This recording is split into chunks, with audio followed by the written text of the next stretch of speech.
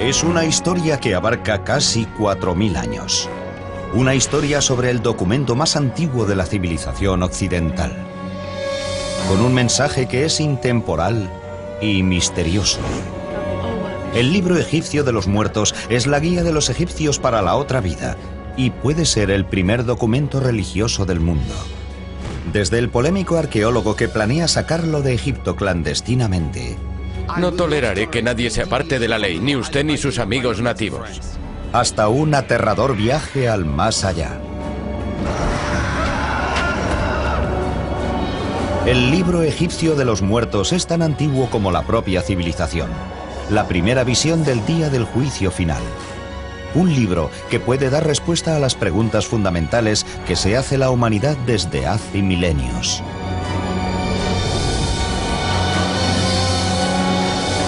El libro egipcio de los muertos. Momias. Son los misteriosos restos de una de las civilizaciones más antiguas de la historia. Nos hablan de enormes periodos de tiempo y de secretos envueltos bajo los antiguos sudarios. Resultan muy familiares y a la vez muy extrañas. Un aterrador recordatorio de nuestra propia mortalidad. Y, sin embargo, una tentadora promesa de inmortalidad. Las momias solo son los restos de un misterio mucho mayor, la punta del iceberg. Los antiguos egipcios creían en una amplia e intrincada vida tras la muerte. Se esperaba que cada cadáver modificado resucitase en otro mundo, y solo existe una guía hacia ese mundo, el libro egipcio de los muertos. Es el nombre dado a unos manuscritos enterrados con los muertos momificados en el antiguo Egipto. El libro de los muertos era una especie de guía para los difuntos y un libro de conjuros para ayudar a los muertos en su viaje por la otra vida y el proceso para alcanzar la inmortalidad. Es un libro de magia, por supuesto. Es una colección de conjuros cuyo objetivo principal es facilitarle la otra vida y la inmortalidad al difunto. Es un libro para los muertos porque nos habla de lo que se encontrarán los muertos en el más allá. Por eso lo llamamos el libro de los muertos. Es muy importante porque es la búsqueda de la inmortalidad. Se ha dicho que a los antiguos egipcios les importaba más la otra vida que la vida en la tierra. Y debió de haber sido así para quienes vivieron en la antigua ciudad de Tebas durante la 19ª dinastía, hace más de 3000 años.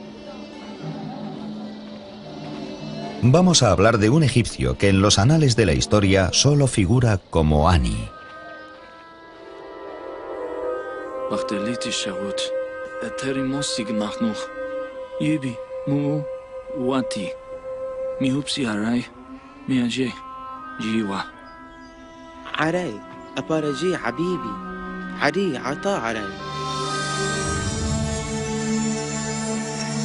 Ani vivió en un periodo álgido de la cultura egipcia conocido como el Reino Nuevo. Desde el año 1600 hasta el 1200 a.C., los faraones, con su genialidad militar, conquistaron tierras desde Nubia hasta Siria. Faraones como Ramsés y Seti construyeron enormes palacios y lujosos templos religiosos. Ani disfruta de uno de los niveles de vida más altos de la historia del antiguo Egipto. Tal vez sea solo en esos periodos de relativa prosperidad cuando una civilización empieza a meditar sobre cuestiones de filosofía, sobre la vida y sobre el más allá.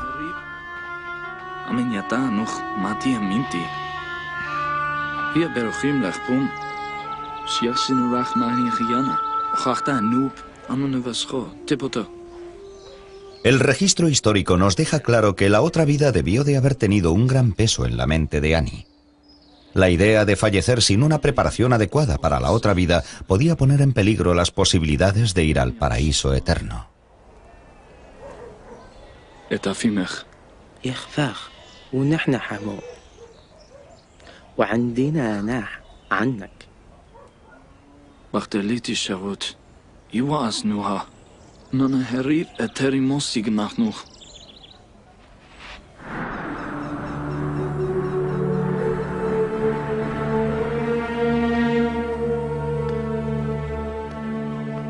La prueba de la obsesión de Annie con el más allá es esta extraordinaria pieza de arte funerario conocida como el manuscrito de Annie.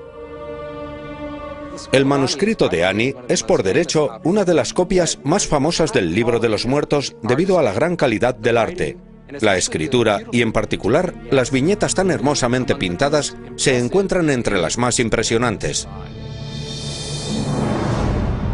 Los arqueólogos han descubierto más de 25.000 copias del libro egipcio de los muertos.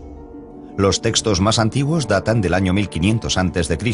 y los más recientes del siglo IV de nuestra era.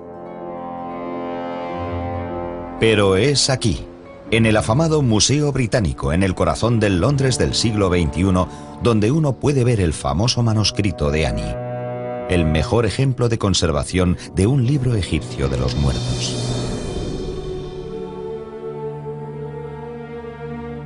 Pintado en el año 1250 a.C. aproximadamente, contiene 65 conjuros mágicos y plegarias y más de 150 ilustraciones a color. Esta exquisita obra de arte es uno de los manuscritos más largos descubiertos hasta ahora. Desplegado mide casi 24 metros.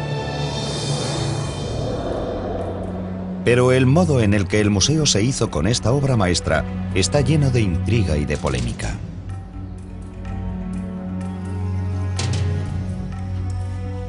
El manuscrito fue traído de Egipto en 1887 por un empleado del museo llamado Ernest Alfred Thompson Wallis Budge. Fue un autor prolífico y escribió más de 100 libros sobre egiptología, la mayoría de los cuales se sigue vendiendo. Publicó algunas de las primeras traducciones de textos egipcios importantes. Coleccionó miles de objetos que han sido reconocidos como algunos de los mejores ejemplos de arte antiguo. Sin embargo, hay quien dice que Budge era un erudito de segunda fila, un mal arqueólogo y un ladrón cultural que adquiría antigüedades por cualquier medio posible. Estaba allí dedicándose al robo y al pillaje, básicamente. La gente emplea juicios culturales que están totalmente fuera de lugar. En su época, el hecho de que se llevase materiales de culturas antiguas era muy normal. Desde un punto de vista moderno, no se le puede considerar un ladrón cultural. No es como se veía eso en aquellos tiempos, aunque por otro lado lo que hacía era casi ilegal. Yo creo que era un ladrón, porque uno puede ser honrado toda la vida, pero si un día roba algo, pasa a ser un ladrón. Aunque Budge es polémico hoy en día, en su época fue un respetado traductor y uno de los mejores conservadores del Museo Británico. En el otoño de 1887 lo enviaron a Egipto a recoger objetos.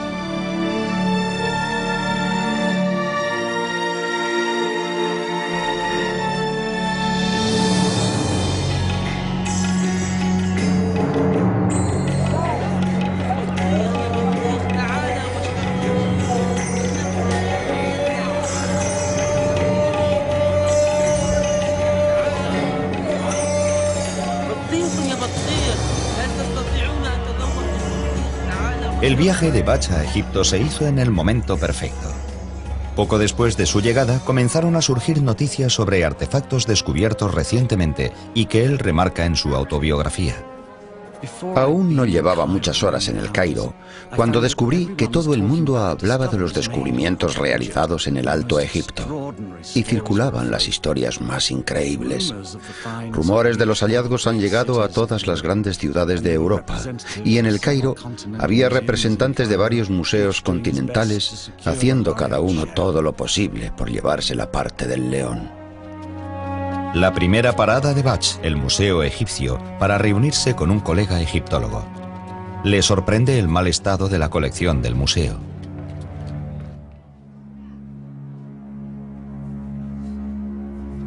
Este escarabajo le tenía que conceder la inmortalidad a su dueño. En este lugar sería una suerte que el escarabajo durase 6 meses. Egipto no tiene los recursos que tienen los grandes museos europeos, señor Bach. Pero al menos podrían limpiar el polvo. Al menos podrían evitar que el agua dañase los tesoros. Esperamos que el nuevo director ayude a que todo eso cambie. El famoso Monsieur Grevaux. Supervisando la recuperación y conservación de todos los artefactos egipcios, se encuentra con el nuevo director de antigüedades coloniales, un francés llamado Eugène Grevaux. Monsieur Grevaux arguiría que el Museo Británico no es más que otro ladrón que se lleva la herencia de Egipto clandestinamente. Típico siendo francés.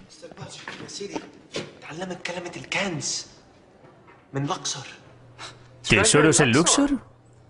A mí eso no me suena a arqueología. Emil, le presento a mi ayudante Ramsey. No pensará hacer algo ilegal, ¿verdad? Por supuesto que no. Comprar antigüedades es un robo. No es un robo. Mientras Egipto trate de este modo sus tesoros, es conservación. Buen día, Emil.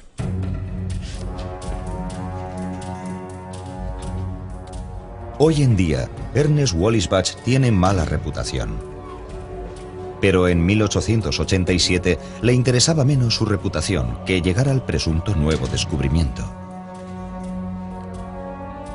Desde su base, en El Cairo, hay 720 kilómetros hasta Luxor siguiendo el Nilo. Bach está decidido a llegar hasta el tesoro antes que otros coleccionistas. Su instinto competitivo le es muy útil, ya que entre los artefactos hay una ventana a otro mundo, a uno que el hombre moderno no ha visto nunca.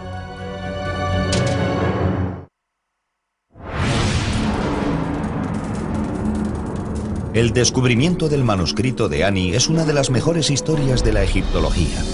Una aventura en la que hay conspiración, intriga y un polémico héroe.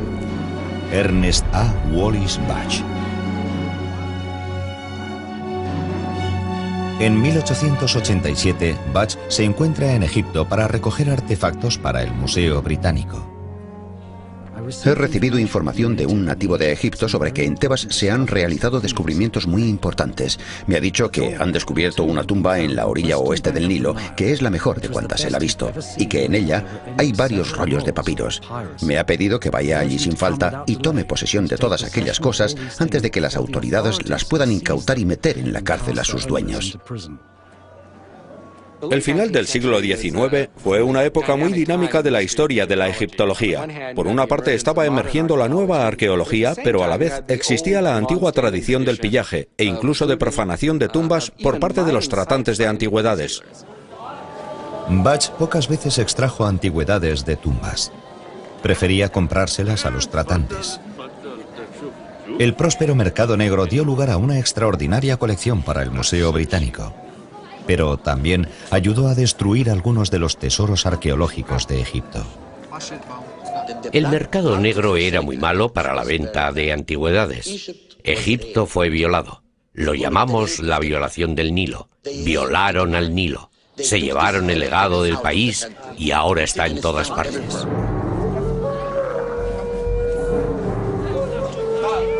El ayudante de Bach lo llevó a un tratante de antigüedades del mercado negro, donde le dan un intrigante artefacto que había sido encontrado en Luxor. Protege a los débiles de los fuertes y oye el llanto del que está encadenado. En 1887, Bach es uno de los pocos occidentales que sabe leer jeroglíficos. Es auténtico, ¿sí? Sí. Yo diría que es muy auténtico. Es una descripción de Ra, el dios Sol. Es de la 18ª dinastía. Me atrevería a decir que es de una copia del Libro de los Muertos. Yo lo llamo la Biblia de los egipcios.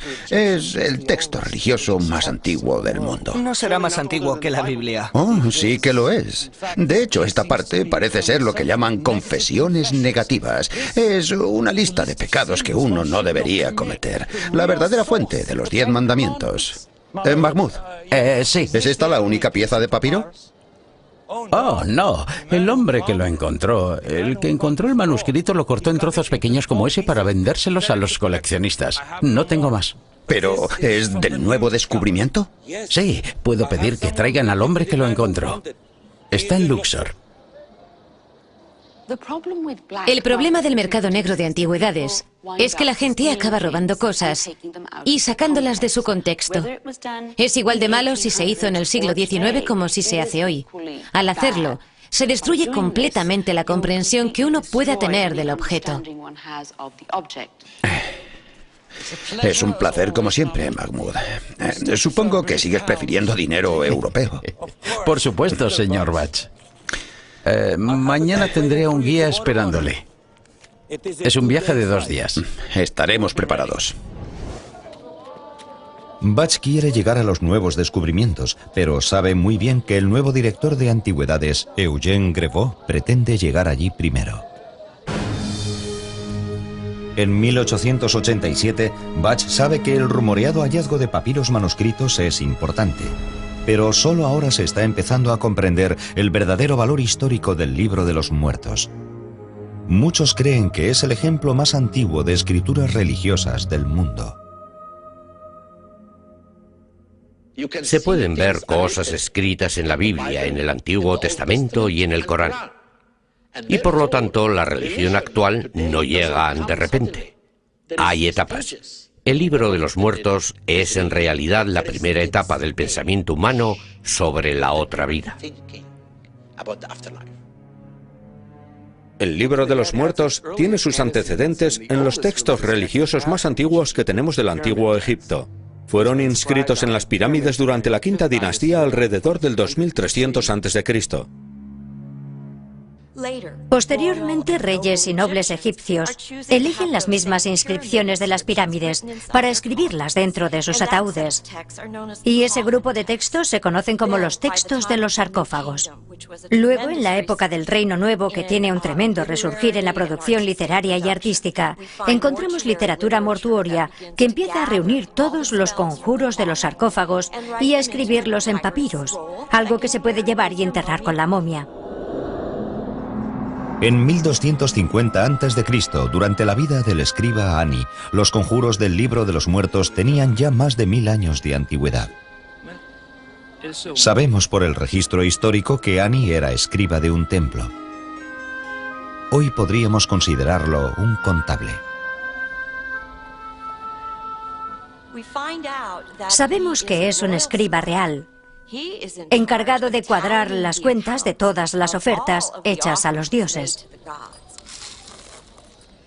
Los templos eran instituciones religiosas, pero también de gran importancia económica.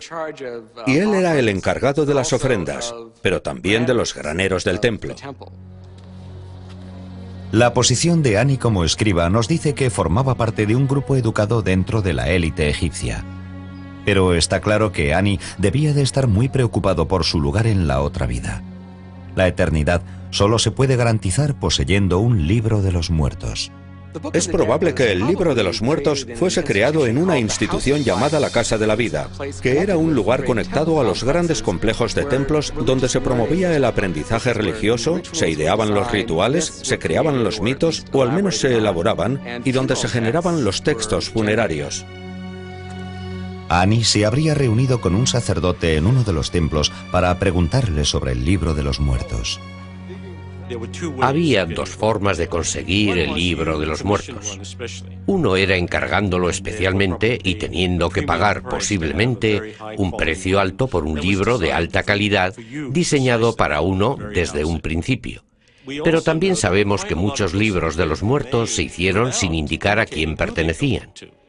El nombre del propietario, que se repite durante todo el Libro de los Muertos, se deja en blanco, de modo que cuando alguien llegaba y decía que quería uno, simplemente escribían el nombre del nuevo dueño y ya estaría preparado para dejarlo en su tumba.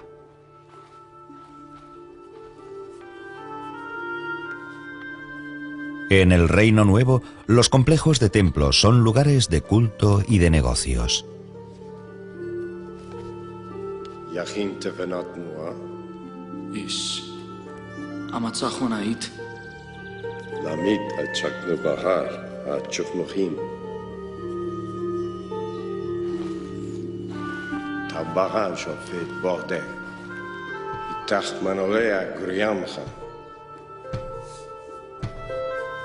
Un pergamino egipcio comienza como un tallo de la planta del papiro que crece en abundancia a lo largo del Nilo. A los tallos se les quita la corteza externa, luego se colocan finas tiras y se golpean hasta convertirlas en láminas. En un clima seco como el de Egipto, el papiro es muy estable y puede durar miles de años sin deterioro alguno. El paso siguiente para crear un libro de los muertos sería escribir los conjuros. La profesión de escriba era una de las más apreciadas en el mundo antiguo. Controlaban los conocimientos, y los conocimientos son poder. Un escriba no llegaba a ser un escriba accidentalmente. Hacían falta años de rigurosa preparación, empezando por pequeños que se enviaban a las escuelas de escribas en los templos o en el Palacio Real. Pasaban años y años para llegar a dominar los miles de símbolos del lenguaje jeroglífico. En el antiguo Egipto, el lenguaje es mágico, tiene el poder de crear. Es muy parecido a la idea del Evangelio de San Juan sobre que en el principio existía el verbo.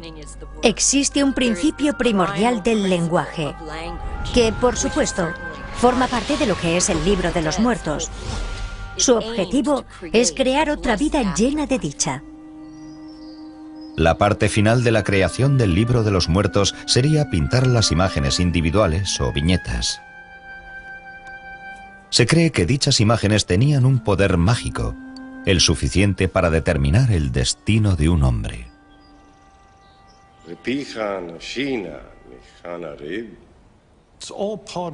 Todo ello es parte del proceso de fabricación.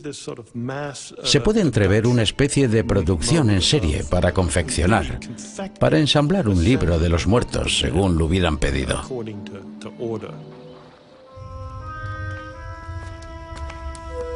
Comprar un libro de los muertos le habría afectado a toda la familia de Annie. Era muy caro. Tal vez el sueldo de medio año para una persona de la posición social de Annie. Los antiguos registros revelan que la esposa de Annie se llamaba Tutu. La pareja debió de haber hablado mucho sobre el libro de los muertos. En el Reino Nuevo, la elección era difícil para una familia: proveer para el presente o para la eternidad.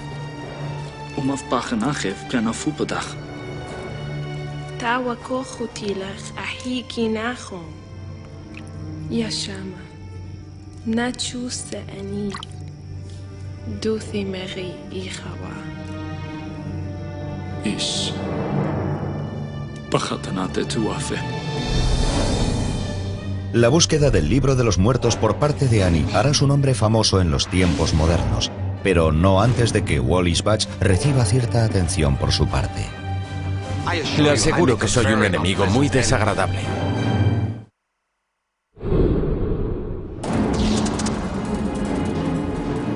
Se ha dicho que la del antiguo Egipto era una cultura de muerte.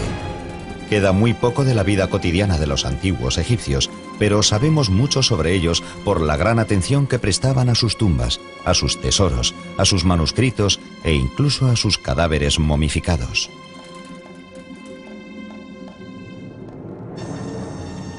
Hoy la religión de los faraones se encuentra con la tecnología del siglo XXI.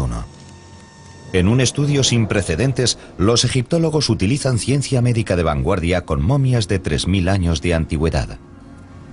La tecnología digital permite que los egiptólogos desenvuelvan a sus momias prácticamente sin dañar sus preciados tesoros.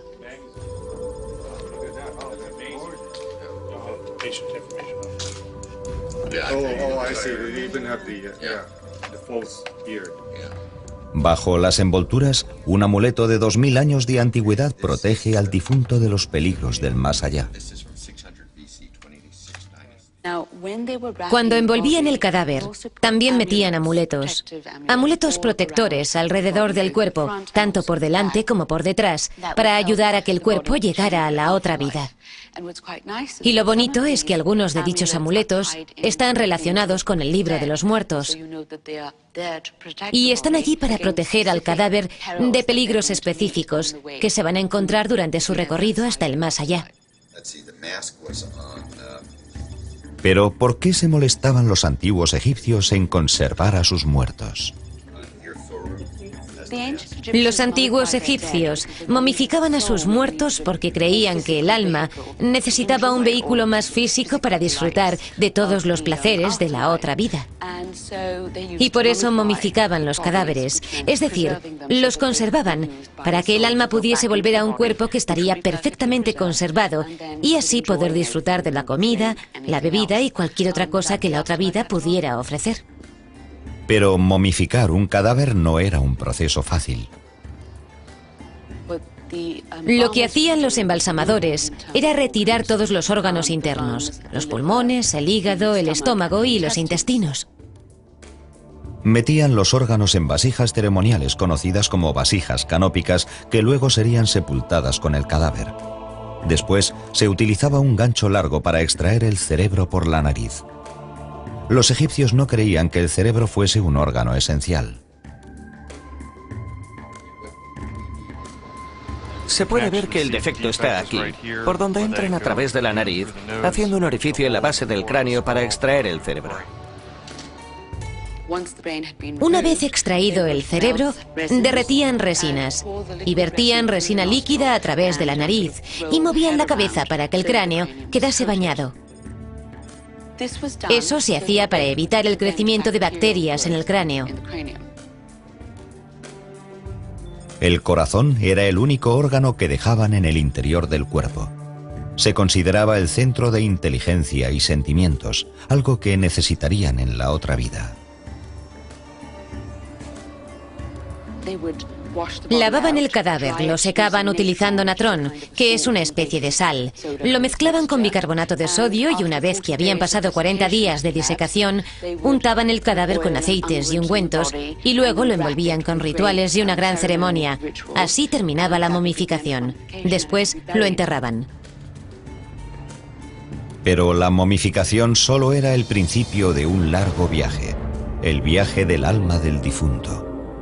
Y el libro egipcio de los muertos era la única guía hacia una vida de ultratumba.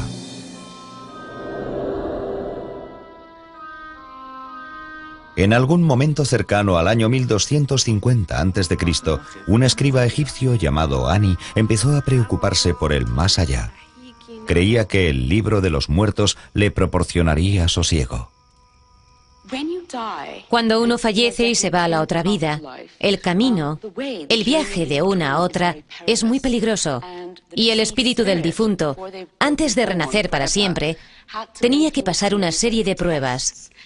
Y el libro de los muertos proporciona respuestas y protección contra los peligros del viaje. Se trata de la búsqueda de la inmortalidad. Sin saber lo que hay en el libro de los muertos, el difunto nunca llegaría a la otra vida. Para los antiguos egipcios, lo más importante era la otra vida. El libro de los muertos era caro y la decisión de comprar uno era un proceso difícil y complicado. Había 186 conjuros entre los que elegir, y el manuscrito se producía basándose en las necesidades o en el presupuesto de cada persona. Los sacerdotes del templo ayudaban a cada persona a elegir los conjuros necesarios para la otra vida.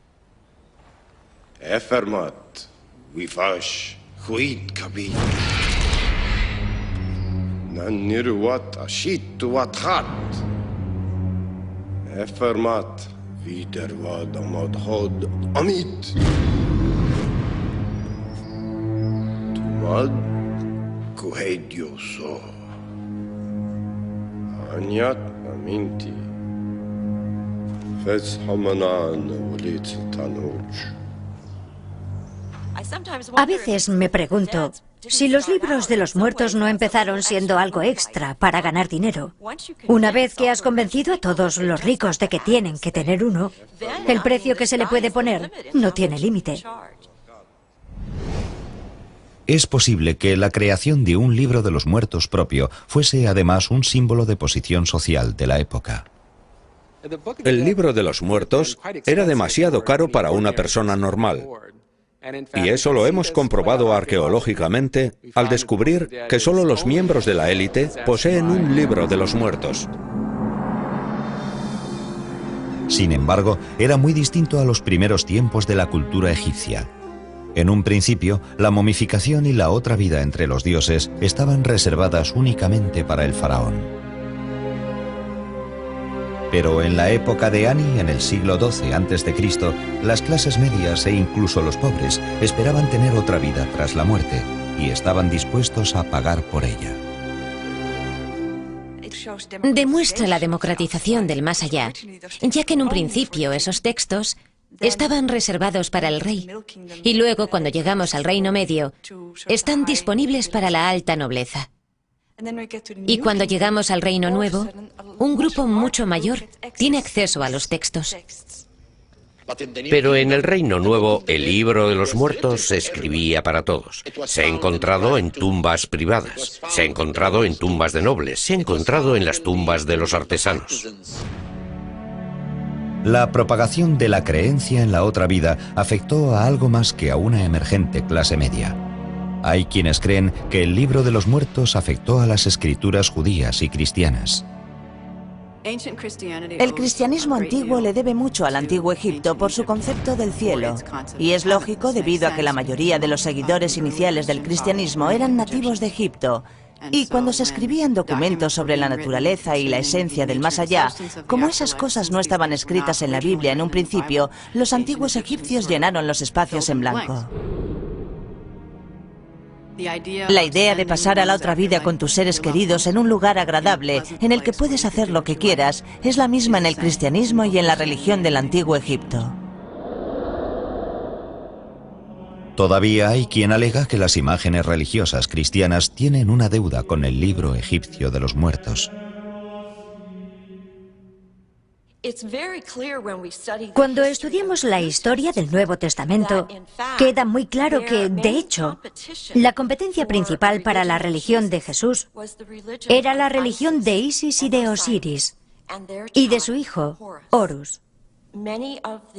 Muchas de las primeras representaciones de la Virgen María, sentada con el niño Jesús en su regazo, están basadas en estatuas de Isis, en las que Isis sostiene al faraón, su hijo simbólico ahora.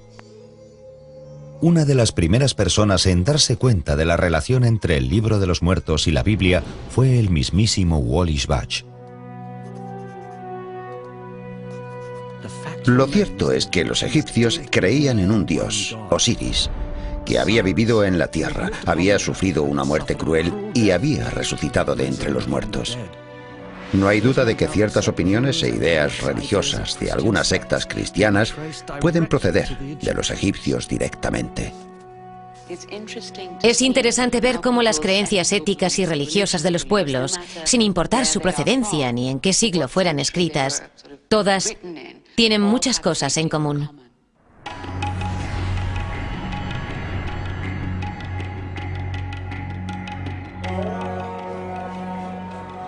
Cuando Ernest Wallis Budge llega a Egipto en 1887, el país está controlado por una coalición europea. Tras una rebelión musulmana en 1882, Gran Bretaña y Francia comparten el control del país y del importantísimo Canal de Suez.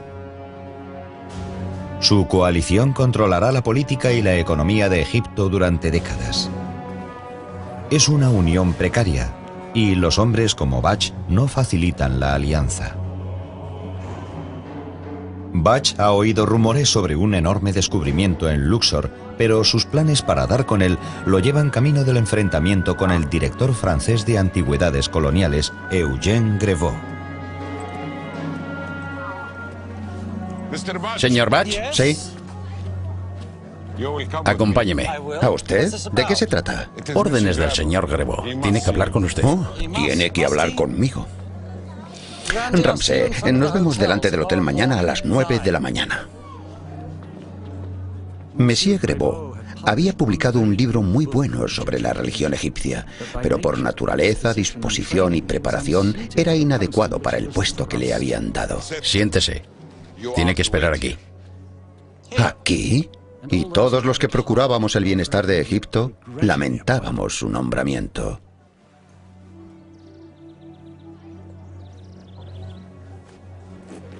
Disculpe el subterfugio, señor Bach. Me pareció impropio que vieran en público al director del Museo Egipcio con un hombre de su reputación. Oh, Monsieur Grebot, supongo. Mi reputación y la de mi museo se encuentran entre mis honores más preciados. ¿Le apetece un té? Me temo que tendrá que volver al Museo Británico con las manos vacías, señor Bach. Como guardián de las antigüedades egipcias, debo informarle de que tengo la intención de evitar el saqueo de los tesoros de la nación. Monsieur Grebot, la meta del Museo Británico es la conservación del legado del mundo.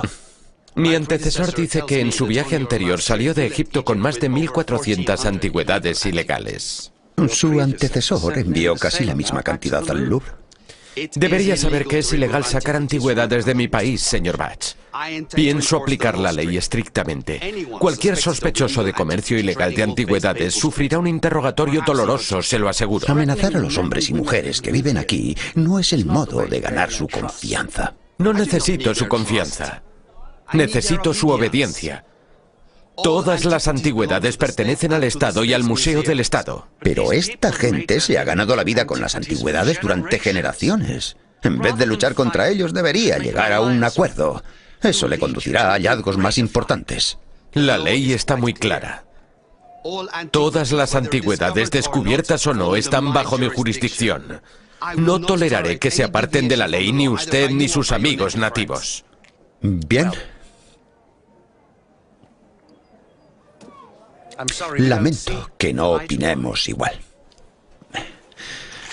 No se oponga, señor Bach. Le aseguro que soy un enemigo muy desagradable. No le considero un enemigo. Solo desagradable. Buenos días. Bach sabe que las autoridades francesas lo detendrán si lo descubren comprando antigüedades, pero ha oído rumores sobre un enorme hallazgo de artefactos en la ciudad de Luxor. ¿Y esa cosa me va a llevar hasta Luxor? Bach está dispuesto a arriesgarse a una detención, a la cárcel o a algo peor para conseguir los tesoros.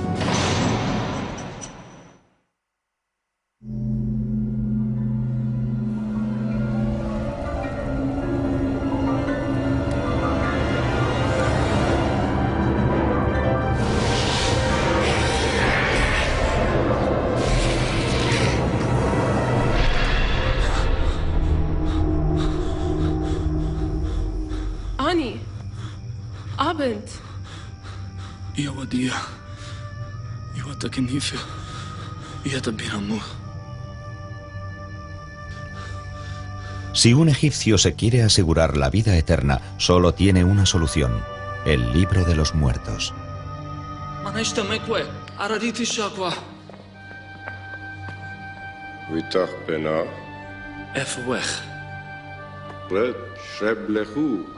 El libro de los muertos era distinto para cada persona que lo compraba. Tenemos hasta 189 capítulos que podrían estar en el libro de los muertos. De hecho, casi nunca se da el caso de que tengamos los 189. Y creemos que los escribas basaban su teología en las preferencias de sus clientes. Tenían mucha libertad de acción en cuanto a la composición del libro de los muertos. Un conjuro o un ensalmo mágico es dicho con el propósito de ayudar al difunto a alcanzar la vida eterna o la inmortalidad tras la muerte. Los conjuros incluidos en el libro de los muertos contenían protecciones contra los demonios que podían atacar al difunto. Incluso hay uno para evitar que fallezca una segunda vez. Los egipcios se enfrentaban a duros trabajos físicos en el más allá, ya que tenían que arar y cultivar los campos de los dioses.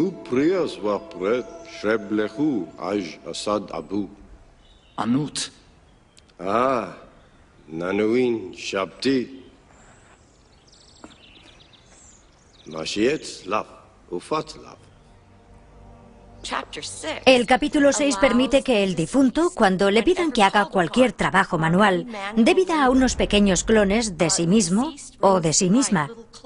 Y ellos hacen todo el trabajo sucio. Por lo que todos tenían que llevar consigo el capítulo 6. De lo contrario, se encontrarían en el más allá sin sirvientes. Los egipcios incluso robaban algunos de los conjuros, algunos anotados de un modo excelente. ¿Cómo podía informar sobre eso una persona muerta? No lo sé.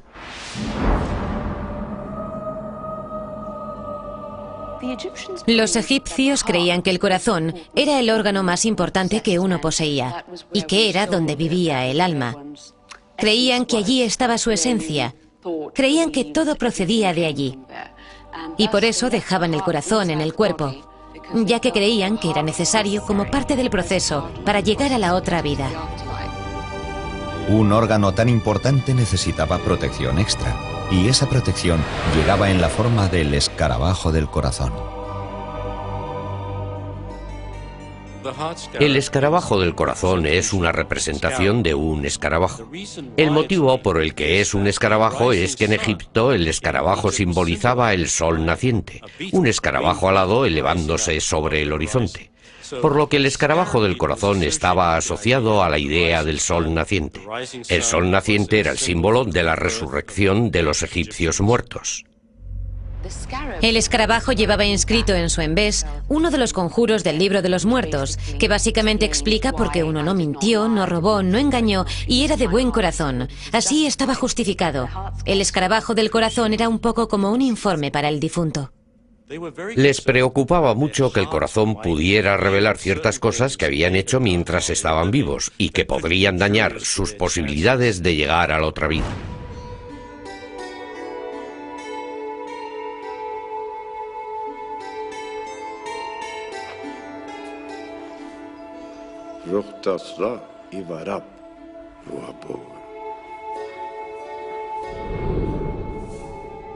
Las espléndidas ilustraciones son tan importantes como el texto en el libro de los muertos.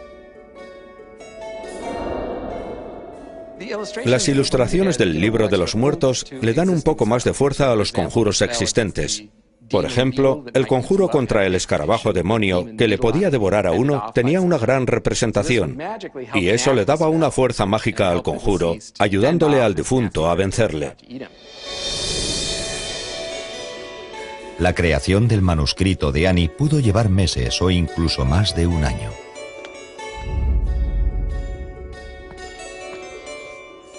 Para un antiguo egipcio, el tiempo y el esfuerzo merecían la pena, ya que tenía que durar toda la eternidad. Solo podemos imaginarnos la alegría de Ani cuando su manuscrito estuvo finalmente terminado.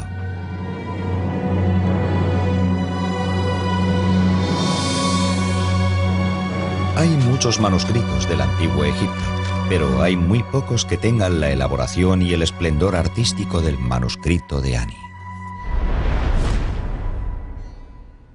Nadie entiende eso mejor que James Wasserman, artista gráfico y productor de libros. Cuando vi este manuscrito me quedé sin aliento. Era algo increíble. El color, la riqueza, el misterio de las imágenes. El poder que había en él era fenomenal, evidentemente, y al mismo tiempo estaba estudiando los textos para descubrir qué demonios era aquel libro. Wasserman creó un libro del manuscrito de Ani en el que no solo se expone el pergamino de 24 metros, sino que lo combina con su traducción al inglés. Uno puede leer el libro de los muertos de Ani tal como él mismo lo habría visto. Si uno lee, estudia y medita sobre las imágenes y las historias que hay en el libro de los muertos, nota una sensación de orgullo, una sensación de pertenencia. El iniciado pretende aprender y perseverar por medio de pruebas de su carácter moral. Aquí vemos a Ani y a Tutu acercándose a la escena más dramática de todo el papiro, donde el corazón de Ani será puesto en la balanza y sopesado contra la pluma de la verdad de la diosa Maat. Si su corazón es demasiado pesado, será devorado inmediatamente por este monstruo, Amit. be devoured by this monster, Ammit.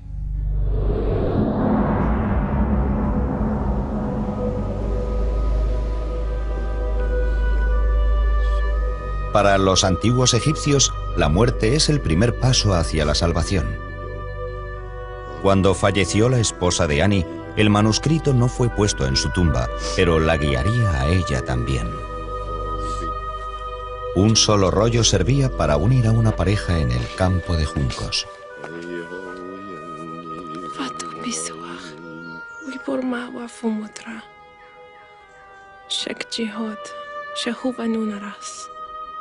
شويت وقت وانا في بنخي خان يا باديس فوتنيتي.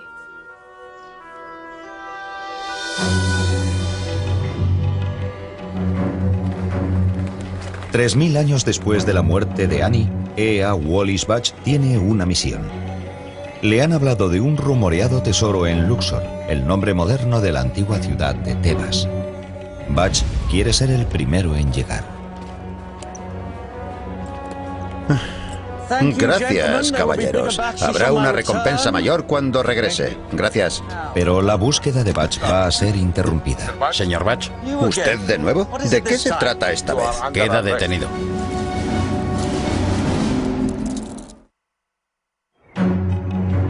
En el Cairo en 1887, el egiptólogo Ea Wallis Budge sale hacia Luxor en busca de un tesoro de antiguos artefactos recién descubierto, pero la búsqueda de Budge es interrumpida. Señor Budge. ¿Usted de nuevo? ¿De qué se trata esta vez? Queda detenido. Por orden de Eugene Grevaux, el nuevo y celoso guardián de antigüedades egipcias que se dirige a Luxor.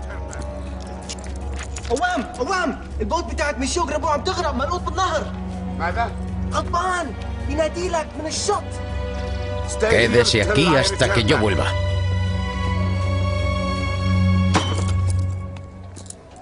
Ramsay había descubierto que Monsieur Grevaux partía hacia Luxor aquella misma mañana y le dijo al capitán de su barcaza que si encallaba, Budge le daría 70 euros.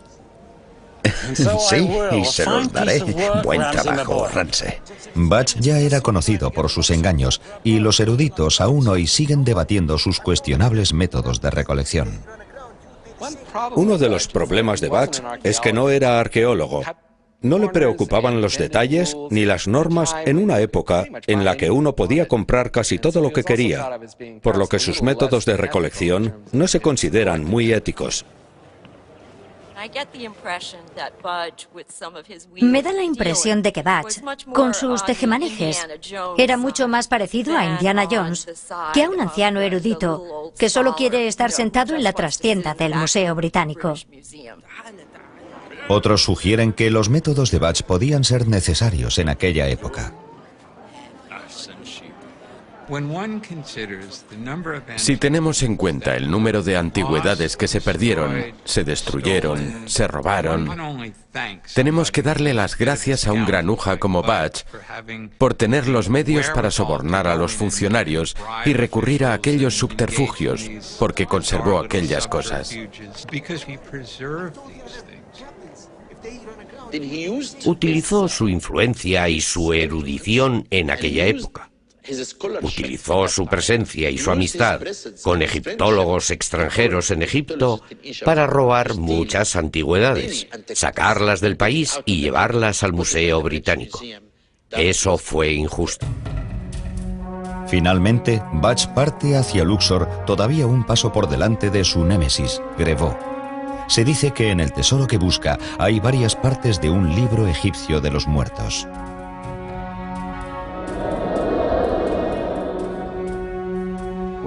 Cuando llegué a Luxor, descubrí que los tratantes habían cogido muchos objetos valiosos de las tumbas del occidente de Tebas. No.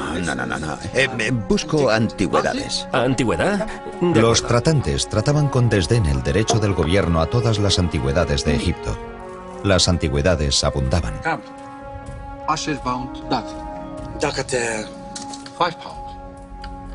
Pero el dinero no.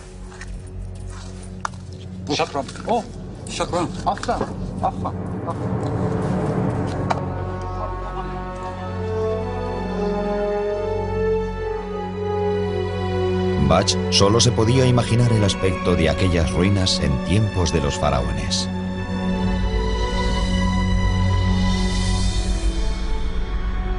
Unos 3000 años antes, cuando Luxor era conocido como Tebas, un escriba llamado Ani encargó su propio libro de los muertos, que le costó el salario de medio año. No tardará en ponerse a prueba su valor para él en la otra vida.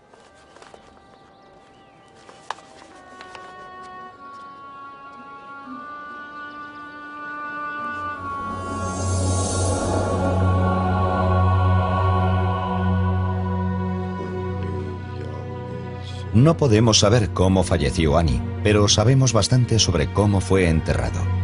Como escriba real, Ani formaba parte de la élite. Su enterramiento habría sido elaborado y caro.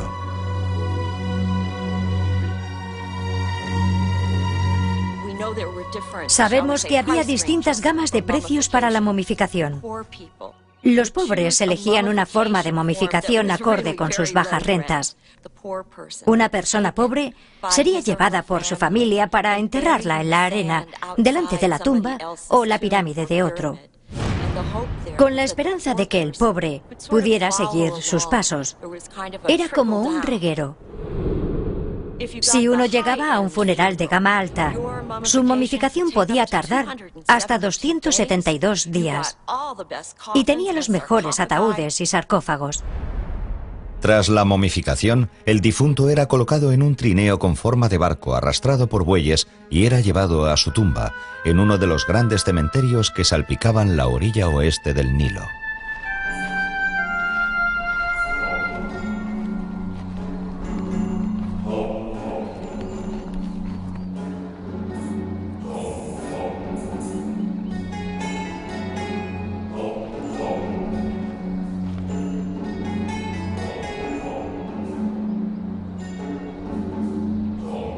Las ilustraciones de los funerales egipcios no solo muestran a una apesadumbrada familia, sino a músicos, bailarinas, sacerdotes y dolientes profesionales.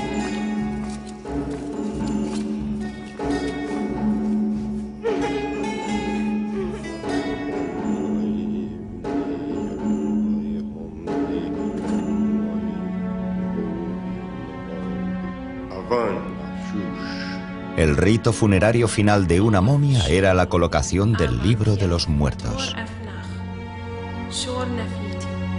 Ahora el difunto tiene todo lo necesario para su viaje hacia un nuevo y misterioso mundo.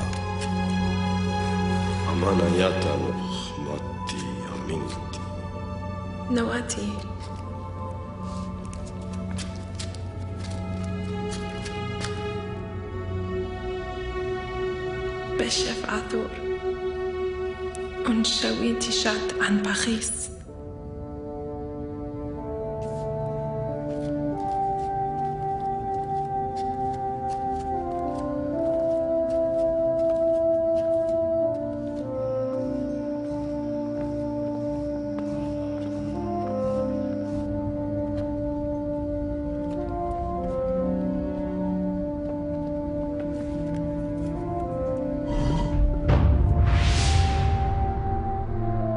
Los faraones del antiguo Egipto están enterrados en elaboradas tumbas.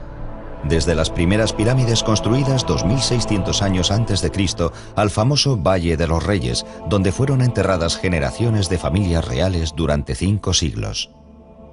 Pero la élite y la clase media del antiguo Egipto tenían sus propios cementerios y sus tumbas individuales. Y esas tumbas, con su gran cantidad de joyas y antigüedades, son desde hace siglos el objetivo de los ladrones de tumbas. En la época en la que Ernest Wallis Bach llega a Luxor, el saqueo de tumbas es una antigua profesión transmitida de padres a hijos durante generaciones.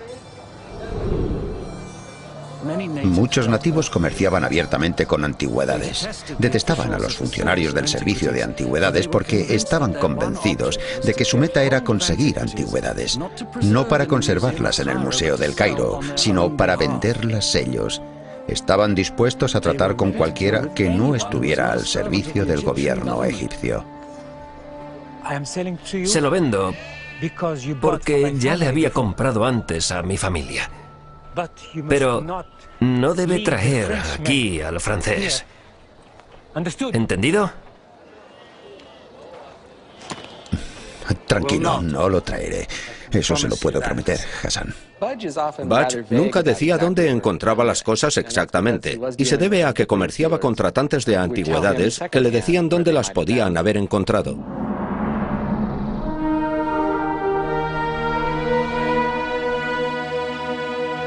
Es muy probable que llevasen a Budge a Kerna, en la orilla oeste del Nilo, muy cerca del Valle de los Reyes. Allí, los habitantes habían construido su hogar encima de un cementerio de nobles que fueron saqueando sistemáticamente durante el siglo XIX. Estos son los mejores tesoros. 19ª dinastía. Sí, tal vez pueda darle un buen precio. Hassan, ¿cuánto quiere por todo? 300 euros. Hecho. ¿Puedo mirar eso? Es basura. Tesoros rotos, no es nada. Lléveselo.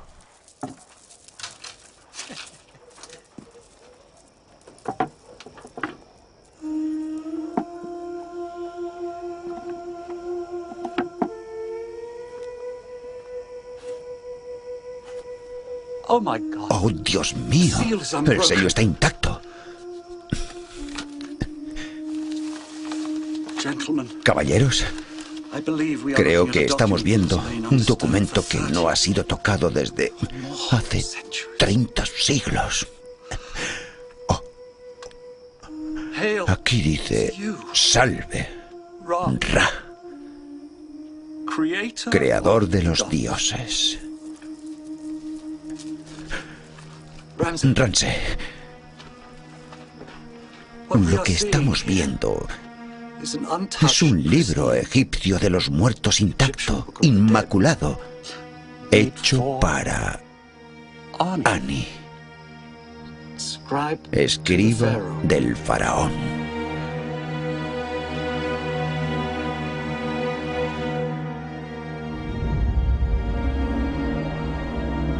Para un egiptólogo como Budge, un manuscrito es un objeto fascinante, pero para un antiguo egipcio como Ani, el rollo es la llave para la vida en el más allá.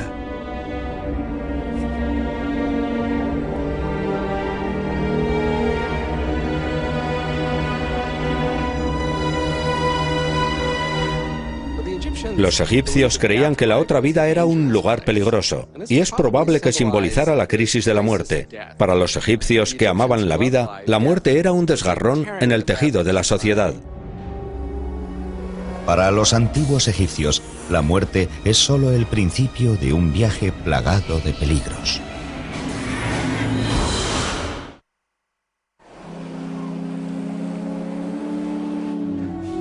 En 1887, Sir Ernest Wallis Budge está en Egipto en busca de antigüedades para el Museo Británico, y durante un viaje a Luxor, donde se encontraba la antigua ciudad de Tebas, descubre el rollo de Ani, de 24 metros de largo. Lo que estamos viendo es un libro egipcio de los muertos intacto, inmaculado, hecho para Ani. En el antiguo Egipto se enterraba una copia con la momia como guía hacia la vida de ultratumba. Los egipcios creían que tras la muerte las personas se despertaban en el bajo mundo o Duat. Y era en ese misterioso lugar donde el difunto se enfrentaba a una serie de retos y de luchas. El mayor reto era superar y no ser derrotado por las fuerzas demoníacas que vivían en la otra vida y que amenazaban tanto a los dioses del bajo mundo como a los propios difuntos.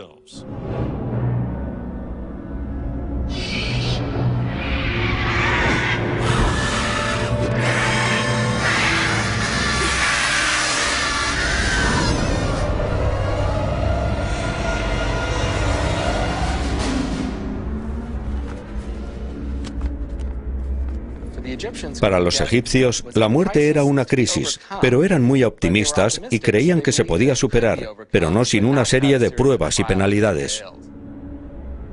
Parte del Libro de los Muertos ilustra un mundo peligroso en el que el difunto es amenazado por seres aterradores. Cuando se utilizaban jeroglíficos en un libro mágico como el Libro de los Muertos, se volvían mágicamente activos.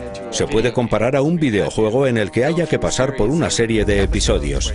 Hay que luchar contra los enemigos o superar obstáculos. De hecho, dañaban jeroglíficos que tenían un aspecto amenazador porque se podían escapar de su control.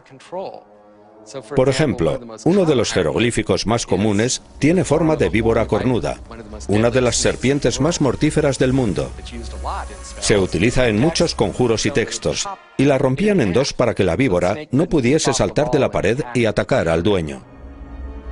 Pero si el jeroglífico no estaba dañado, podía cobrar vida y atacar. Para Annie, su protección está en los conjuros del Libro de los Muertos.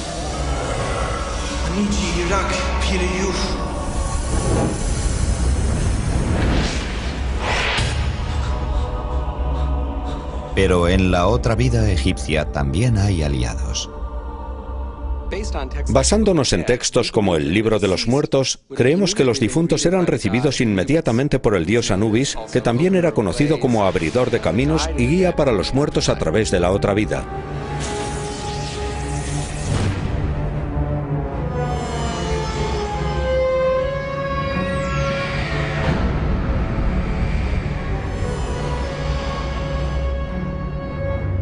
Anubis es un dios muy prominente en el bajo mundo y también en lo relacionado con la momificación y el ritual funerario de los muertos.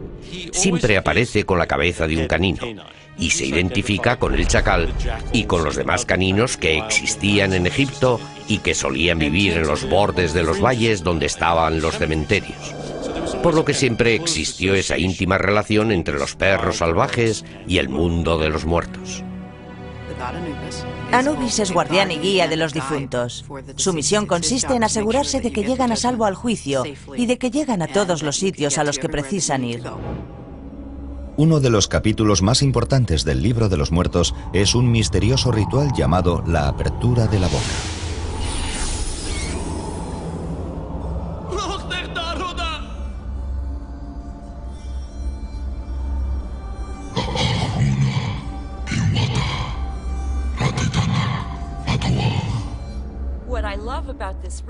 Lo que me encanta de este ritual es que no solo les abrían la boca simbólicamente, sino también los ojos y los oídos, que es en realidad una afirmación filosófica. La ceremonia de la apertura de la boca era un despertar espiritual del cuerpo. Una vez que la persona había muerto, sus sentidos se cerraban, y eso permitía que el cuerpo se convirtiera en un recipiente para el alma del difunto, para que pudiera ver, saborear las ofrendas y oler el incienso. Podían escuchar las plegarias que rezaban, así como utilizar el Libro de los Muertos para que les ayudase en su viaje a través de la otra vida.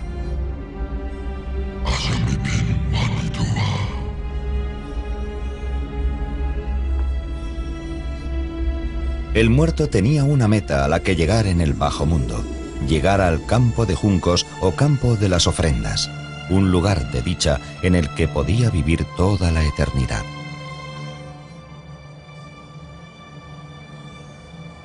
Pero llegar al campo de las ofrendas es un viaje largo y difícil, plagado de amenazas.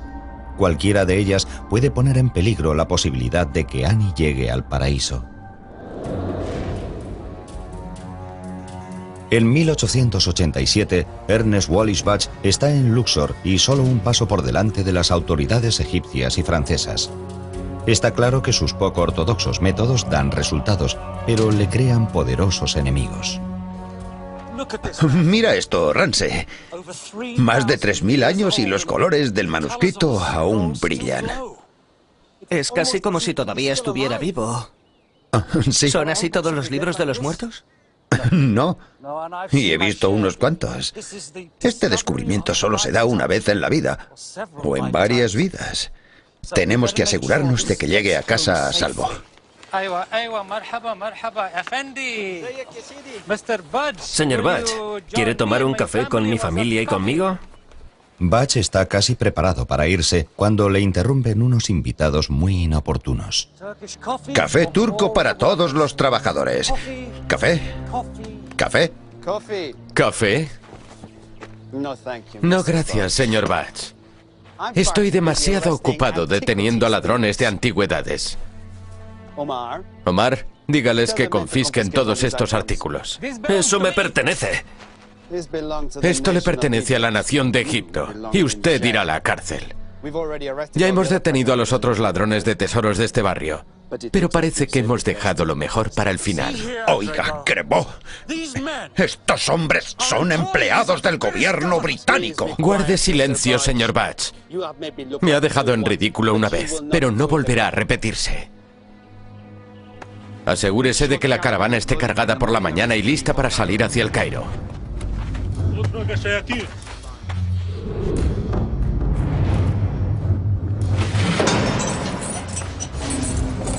Con el manuscrito en manos de las autoridades, Bach sabe que se puede perder para el mundo de manera definitiva. O algo peor, robado y recortado en forma de recuerdos en el mercado negro. Los métodos de los que Bach es partidario pueden ser ahora la destrucción de su mayor descubrimiento.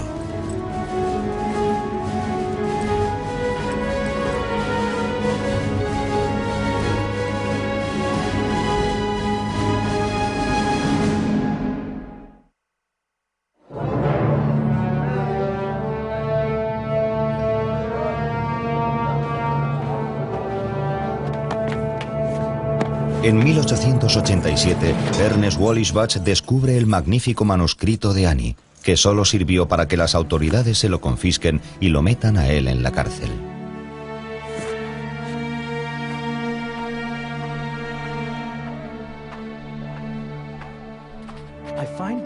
Me encuentro en una situación muy difícil. Encarcelado en Luxor, acusado por los franceses, irónicamente, de ser un ladrón de tumbas. Y todo ello tras haber realizado el que tal vez sea el mayor descubrimiento de mi carrera. Un antiguo rollo funerario que perteneció a un escriba llamado Annie, de vivos colores y lleno de fantásticas imágenes de miles de años de antigüedad. Creo que puede tratarse de la primera vez que un hombre haya expresado sus creencias espirituales por escrito. Un verdadero gran descubrimiento. Por supuesto, necesito tiempo para estudiarlo, para poder entender su significado. Lo triste es que posiblemente no vuelva a caer en mis manos.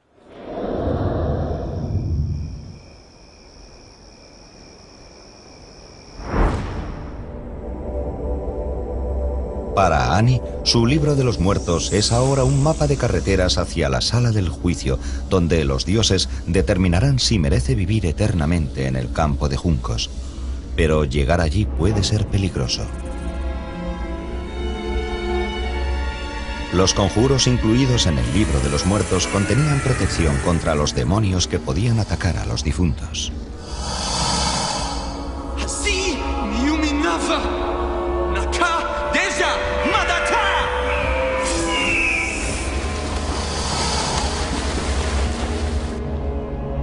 Un conjuro era una protección contra un escarabajo gigante llamado Asharu que podía devorar al difunto. El bajo mundo es un extraño lugar. Los egipcios lo consideraban un enfrentamiento con el caos. Tras la creación se creó una isla de orden justo. Pero una gran parte del universo sigue sin crear y en estado caótico. Y por lo tanto, irracional.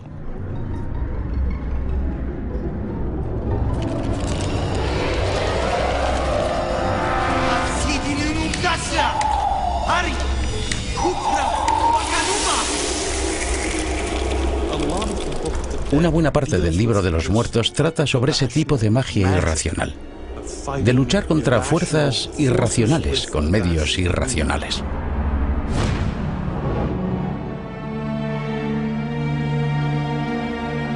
Tres 3000 años después, en 1887, el manuscrito de Annie se encuentra en manos de las autoridades y Ernest Wallis Bach tiene obstáculos propios que superar.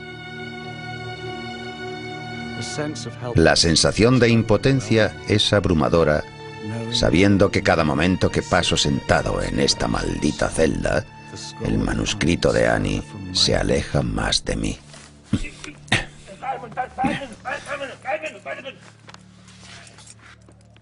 باج الإنجليزي وحسام السارق أنتما حران انطلقا من هنا انطلقا راح ما راها ليش حاجة قرزار فيها أنا ما شفتك بخشيش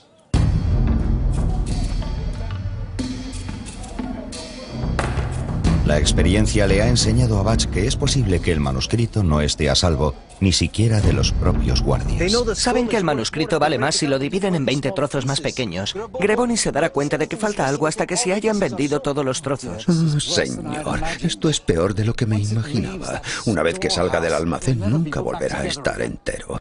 ¿Alguna idea? Me he dado cuenta de algo. Ese hotel. El almacén está construido contra su pared. La reputación de Butch siempre ha estado en entredicho. Incluso entonces era famoso por lo que hacía para poder conseguir cosas para el Museo Británico. En su autobiografía, Butch revela cómo fragua un plan. Entre las casas que estaban selladas y vigiladas, había una pequeña que colindaba con la pared del jardín del viejo Hotel Luxor. La casa era una fuente de considerable ansiedad para mí, ya que en ella estaba almacenado el papiro de Annie. Mi única esperanza era hablar con el director del hotel. Ya veo que los tesoros de Egipto están a punto de ser destruidos, o como mínimo de ser enviados a Francia, todo debido a un desafortunado malentendido con Monsieur Gregor. Sin embargo, podemos salvar el tesoro. De hecho, algunos pequeños tesoros pueden incluso llegar a las paredes de su hotel, y solo sería necesario llegar a un acuerdo concreto. ¿Qué clase de acuerdo? Butch contrata a varios hombres de la localidad para abrir un túnel en la pared del hotel hasta el almacén donde se encuentra el manuscrito de Annie. Es asombroso lo rápido que trabajan. Estos hombres han estado extrayendo tesoros de las tumbas bajo sus casas durante siglos. La pared de un hotel de 50 años no significa nada para ellos. Faltando solo una noche para que las autoridades se lleven el manuscrito de Annie, ¿será suficiente el plan de Butch o se perderá para siempre su gran descubrimiento?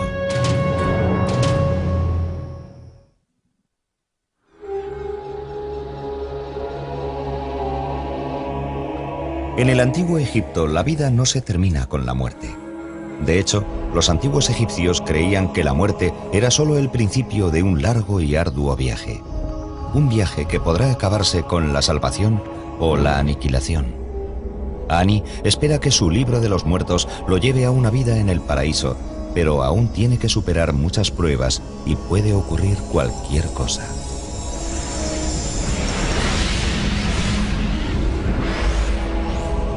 Si el alma errante sigue las indicaciones del manuscrito, con el tiempo consigue llegar a un reto final en la sala del juicio.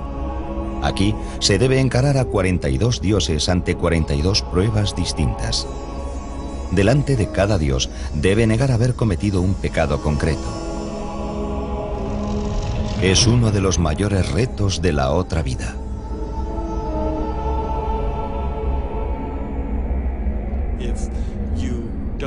Si no sabes las respuestas correctas, las cosas correctas que debes decir en ese momento, se supone que no vas a poder pasar por esa puerta con éxito hacia la vida siguiente.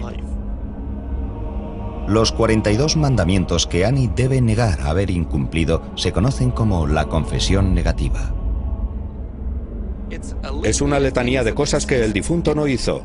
Por lo que dice, no he asesinado a nadie, no he robado nada, no tuve una aventura con la mujer de otro, no hice esto, ni aquello, ni lo otro. Es muy informativa y reveladora sobre las cosas que probablemente hicieron muchos egipcios. Pero lo probable es que solo gracias a los conjuros del libro de los muertos logren superar las confesiones negativas. No se debe confundir esto con la noción de confesión y arrepentimiento. Se trata realmente de un ensalmo mágico para borrar todo lo que uno pudiera haber hecho en la tierra. Un dato interesante es que la mayoría de los 10 mandamientos se puede encontrar en las confesiones negativas. ¿Podrían haberse copiado los 10 mandamientos escritos varios siglos después del libro de los muertos, de la confesión negativa? En el libro de los muertos no hay nada que diga que solo hay un Dios. No hay nada que diga que se debe venerar a un solo Dios. Sin embargo, casi todos los 10 mandamientos, las cosas que prohíben los 10 mandamientos, aparecen en el libro de los muertos. Egipto fue el hogar de Moisés. Es fácil ver los distintos modos en los que el libro de los muertos y la cultura egipcia han influido en la Biblia. Tanto si las confesiones negativas son el origen de los 10 mandamientos como si no lo son, los egipcios creían que una persona debía haber llevado una buena vida. Hay muchos dioses que dirían, ¿qué hiciste? Es casi igual que hacer un examen. Le harían distintas preguntas al difunto para saber si había hecho algo malo. Tienes que abrir todas las puertas. Y no es fácil pasar por esas puertas. Estaban guardadas, con grandes escorpiones. Y tienes que responder a las preguntas o te comen. Ani se encara a cada dios detallado en el libro de los muertos. Dioses con nombres aterradores como engullidor de espíritus y quebrantahuesos. Awasif, Pira, Miana, Anish Anata.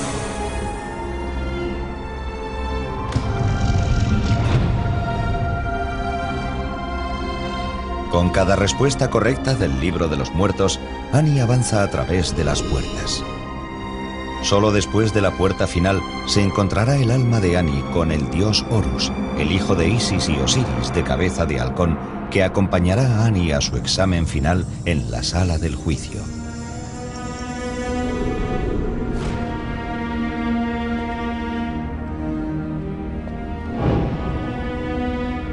El momento decisivo del libro egipcio de los muertos se conoce como pesar el corazón. Los antiguos egipcios preveían que les esperarían muchos retos en el más allá.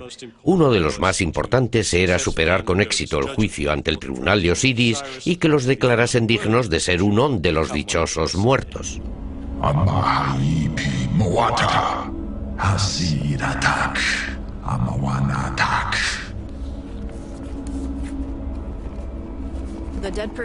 El corazón de la persona muerta es el símbolo de su inteligencia, de sus emociones e incluso de su mente.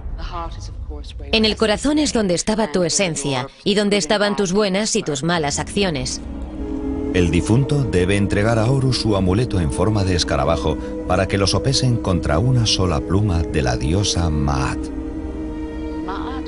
Maat era una diosa que es básicamente la personificación de la verdad, la justicia, el orden y el equilibrio.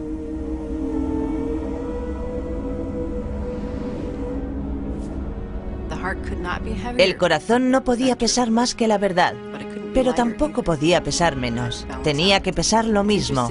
Lo interesante es que esas frases todavía existen en nuestro lenguaje y se oye decir que alguien tiene el corazón pesado o el corazón ligero. Ningún difunto se quería ver atrapado confiando solo en la pureza de su corazón. Por eso el libro de los muertos, con los conjuros apropiados, supone la diferencia. Te ayuda a pasar por los pelos. Pero existe la posibilidad de que no pases la prueba. Y si no utilizas bien los conjuros del libro de los muertos, serás arrojado al monstruo Amit, el devorador de almas, el devorador de muertos. La misión de aquel ser monstruoso, una combinación de cocodrilo, león, hipopótamo y otros animales feroces, era devorar instantáneamente a cualquier persona muerta declarada culpable en la sala del juicio. Si Amit te come el corazón, dejas de existir. Para los antiguos egipcios eso era lo más aterrador. No era un castigo, era no poder existir en absoluto. El escarabajo de piedra que representa el corazón del difunto tiene que pasar ahora la prueba final. Una prueba de eternidad u olvido.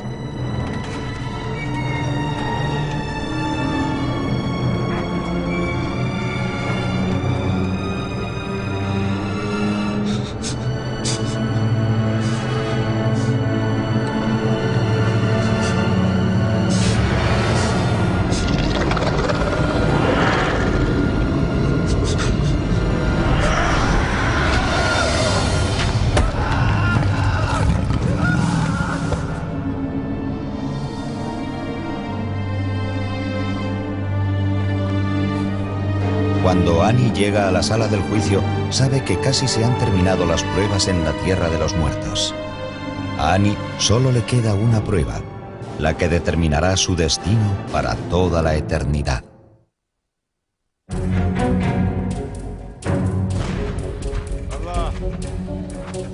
Tras haberle confiscado el manuscrito de Annie las autoridades egipcias, Ernest Bach intenta ahora recuperarlo.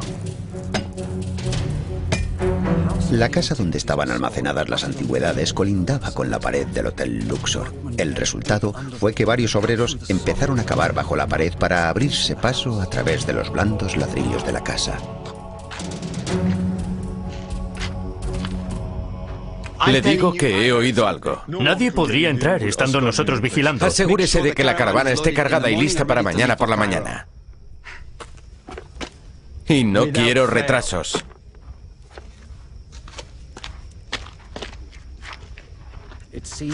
Parecía imprudente confiar demasiado en el silencio de nuestras operaciones y por lo tanto decidimos dar al policía y a los soldados una cena, ya que estaban hambrientos y sedientos. Caballeros, me temo que me han ordenado volver a Inglaterra. Muchos echarán de menos sus pequeños regalos. Oh, amigo mío, no tiene importancia. Bach era un personaje muy extraño. Tiene un lado bueno y un lado malo.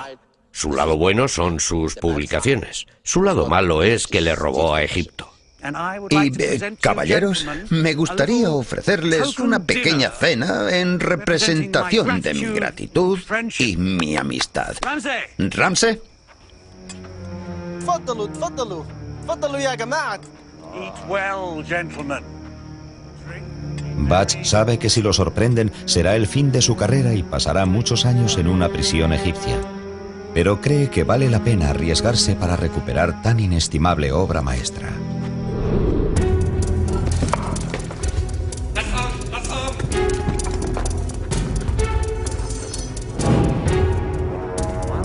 Mientras cenaban alegremente, entraron en la casa uno detrás de otro y sacaron pieza por pieza, caja por caja, todo lo que tenía un mínimo valor comercial. De ese modo salvamos el papiro de Annie. 3000 años antes, Annie cree que el libro de los muertos es inestimable para él. Es su única guía para superar la prueba cuando le pese en el corazón y conseguir entrar en el paraíso eterno. Ibimoati, Mikusi Aridishawa, Mirioka, Arimaba, Irimaki, Midushi, Digarik, Arai, Agasnata.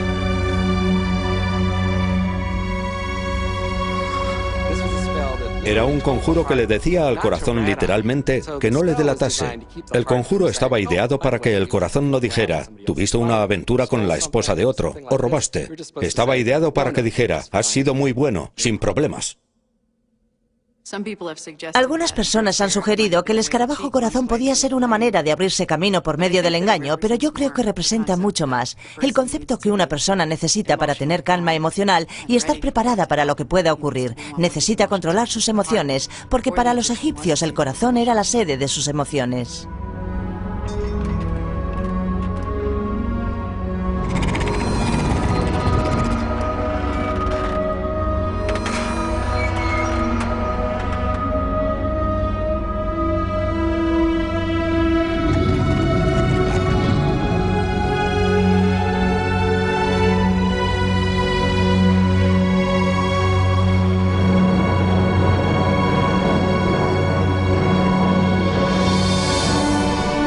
El rollo de Annie ayuda a su dueño a superar finalmente la prueba del corazón en la gran sala del juicio.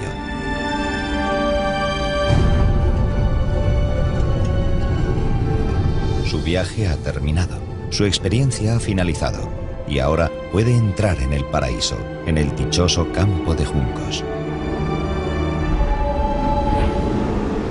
En 1887, Ernest Wallis Bach está a punto de llegar al final de su peligroso viaje. ¡Guarda! ¡Abre esa puerta! ¡Venga, vamos! Apártese. Vaya a comprobar la caravana.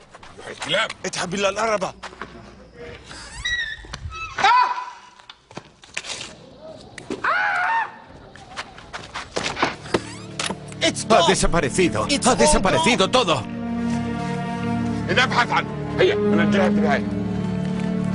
Al amanecer, Bach y sus tesoros se encuentran ya en una barcaza que se dirige a El Cairo y finalmente a Londres. En diciembre de 1887, Sir Ernest Wallis Bach ha regresado ya al Museo Británico. Con él está el papiro completo de Annie. Por primera vez, quienes visiten el museo podrán ver todo el libro de los muertos. Aunque lo que le haría Bach es tan polémico como él mismo.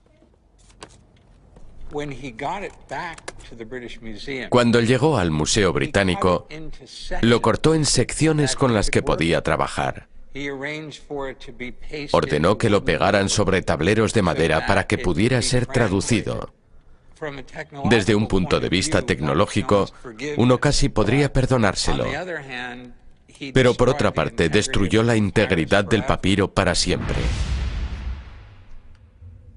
Bach pasa el resto de su vida en el Museo Británico como conservador de antigüedades egipcias.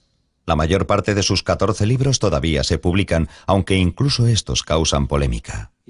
Escribió muchos libros populares, pero rápidamente y sin mucho cuidado, y de hecho, sus traducciones ya estaban desfasadas cuando fueron publicadas en la década de 1890.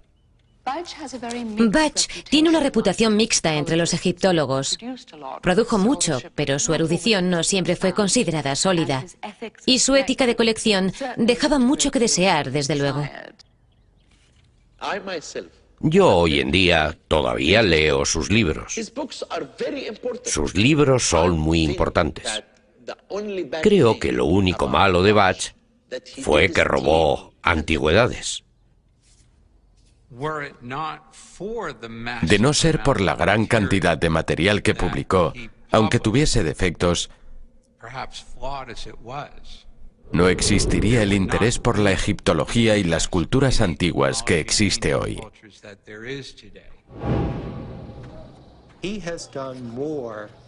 Hizo más para popularizar el libro egipcio de los muertos, para popularizar la noción de la otra vida egipcia, que cualquier otro erudito, que cualquier otro texto que se haya publicado.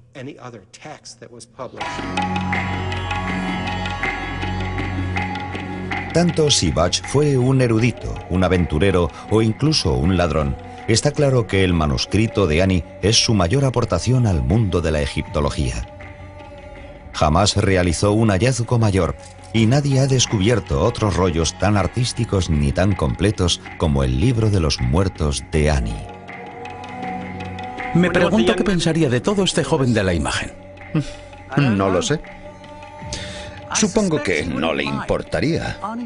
Annie deseaba la inmortalidad y con el rollo en el museo, el nombre de Annie será leído y recordado por millones de personas. Creo que tiene razón. Y esté donde esté, espero que Annie nos dé su bendición.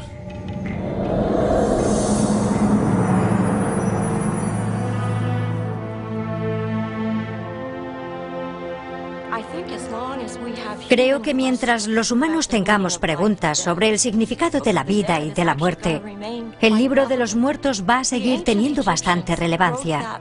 Los antiguos egipcios escribieron ese libro no porque ansiaran la muerte, sino porque adoraban la vida y querían que continuase. El libro de los muertos imagina que el lugar de mayor dicha en el que podemos estar es aquí, en la tierra.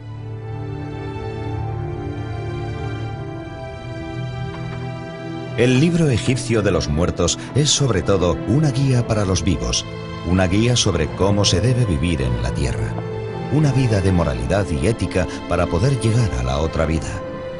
Pero los misterios de los antiguos egipcios perduran. Son los misterios que se encuentran en el corazón del libro egipcio de los muertos.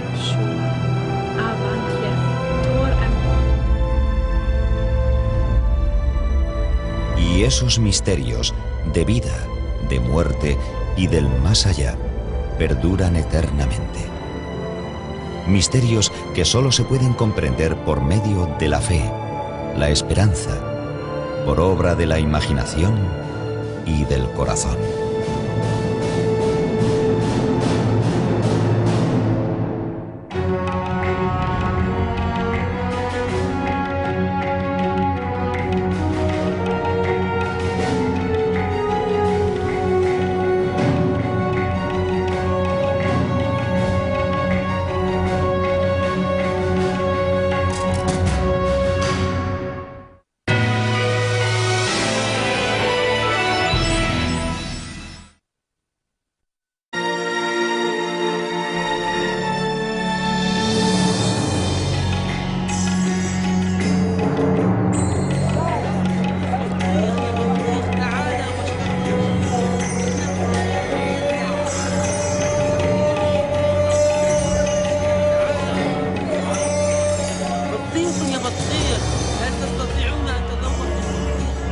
El viaje de Bach a Egipto se hizo en el momento perfecto.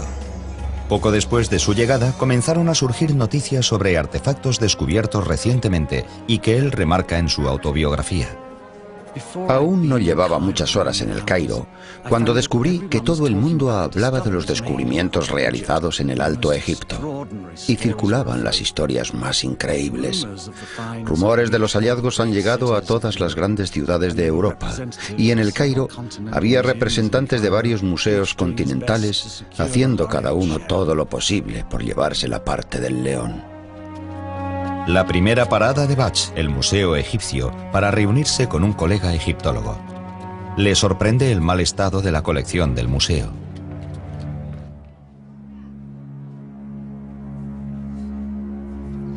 Este escarabajo le tenía que conceder la inmortalidad a su dueño. En este lugar sería una suerte que el escarabajo durase 6 meses. Egipto no tiene los recursos que tienen los grandes museos europeos, señor Bach. Pero al menos podrían limpiar el polvo. Al menos podrían evitar que el agua dañase los tesoros. Esperamos que el nuevo director ayude a que todo eso cambie. El famoso Monsieur Grevaux. Supervisando la recuperación y conservación de todos los artefactos egipcios, se encuentra con el nuevo director de antigüedades coloniales, un francés llamado Eugène Grevaux. Monsieur Grevaux arguiría que el Museo Británico no es más que otro ladrón que se lleva la herencia de Egipto clandestinamente. Típico, siendo francés. De filosofía sobre la vida y sobre el más allá.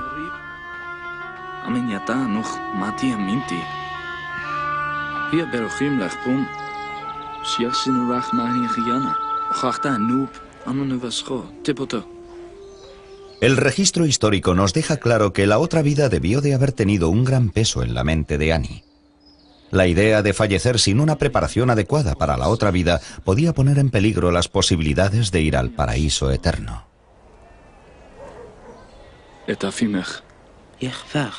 ونحن حمو وعندنا ناح عنك بختليتي الشغوت يواس نوها نانا هرير اتري موسيق نخنوخ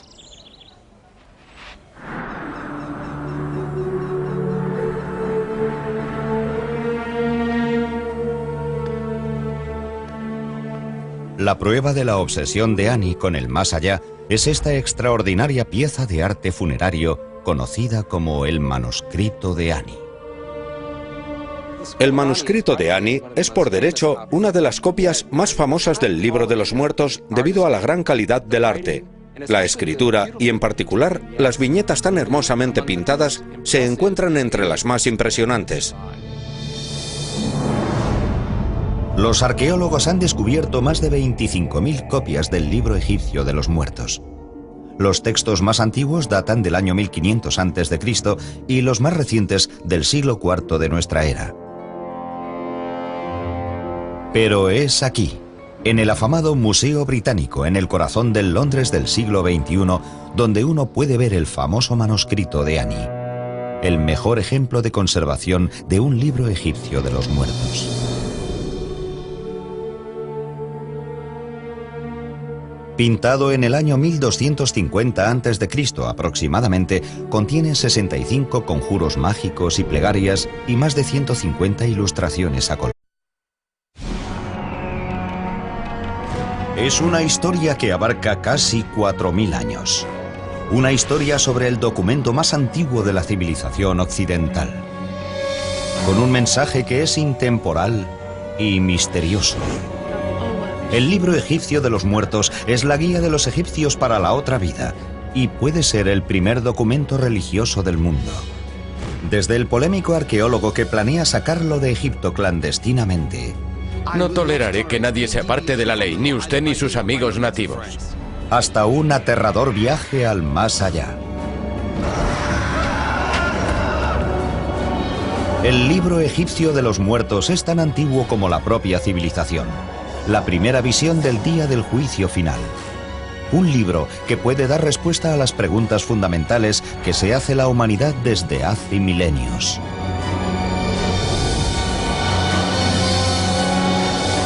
El libro egipcio de los muertos. Momias. Son los misteriosos restos de una de las civilizaciones más antiguas de la historia. Nos hablan de enormes periodos de tiempo y de secretos envueltos bajo los antiguos sudarios. Resultan muy familiares y a la vez muy extrañas. Un aterrador recordatorio de nuestra propia mortalidad. Y, sin embargo, una tentadora promesa de inmortalidad. Las momias solo son los restos de un misterio mucho mayor, la punta del iceberg. Los antiguos egipcios creían en una amplia e intrincada vida tras la muerte. Se esperaba que cada cadáver modificado resucitase en otro mundo, y solo existe una guía hacia ese mundo, el libro egipcio de los muertos. Es el nombre. Esta exquisita obra de arte es uno de los manuscritos más largos descubiertos hasta ahora. Desplegado mide casi 24 metros. Pero el modo en el que el museo se hizo con esta obra maestra está lleno de intriga y de polémica.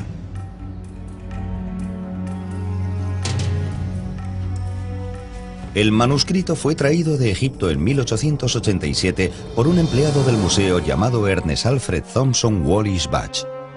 Fue un autor prolífico y escribió más de 100 libros sobre egiptología, la mayoría de los cuales se sigue vendiendo. Publicó algunas de las primeras traducciones de textos egipcios importantes. Coleccionó miles de objetos que han sido reconocidos como algunos de los mejores ejemplos de arte antiguo. Sin embargo, hay quien dice que Budge era un erudito de segunda fila, un mal arqueólogo y un ladrón cultural que adquiría antigüedades por cualquier medio posible. Estaba allí dedicándose al robo y al pillaje, básicamente. La gente emplea juicios culturales que están totalmente fuera de lugar. En su época, el hecho de que se llevase materiales de culturas antiguas era muy normal. Desde un punto de vista moderno, no se le puede considerar un ladrón cultural. No es como se veía eso en aquellos tiempos. Aunque, por otro lado, lo que hacía era casi ilegal. Yo creo que era un ladrón. Porque uno puede ser honrado toda la vida, pero si un día roba algo, pasa a ser un ladrón. Aunque Budge es polémico hoy en día, en su época fue un respetado traductor y uno de los mejores conservadores del Museo Británico. En el otoño de 1887 lo enviaron a Egipto a recoger objetos. Predado a unos manuscritos enterrados con los muertos momificados en el antiguo Egipto. El libro de los muertos era una especie de guía para los difuntos y un libro de conjuros para ayudar a los muertos en su viaje por la otra vida y el proceso para alcanzar la inmortalidad. Es un libro de magia, por supuesto. Es una colección de conjuros cuyo objetivo principal es facilitarle la otra vida y la inmortalidad al difunto. Es un libro para los muertos porque nos habla de lo que se encontrarán los muertos en el más allá. Por eso lo llamamos el libro de los muertos. Es muy importante porque es la búsqueda de la inmortalidad. Se ha dicho que a los antiguos egipcios les importaba más la otra vida que la vida en la tierra. Y debió de haber sido así para quienes vivieron en la antigua ciudad de Tebas durante la 19ª dinastía, hace más de 3000 años. Vamos a hablar de un egipcio que en los anales de la historia solo figura como Ani.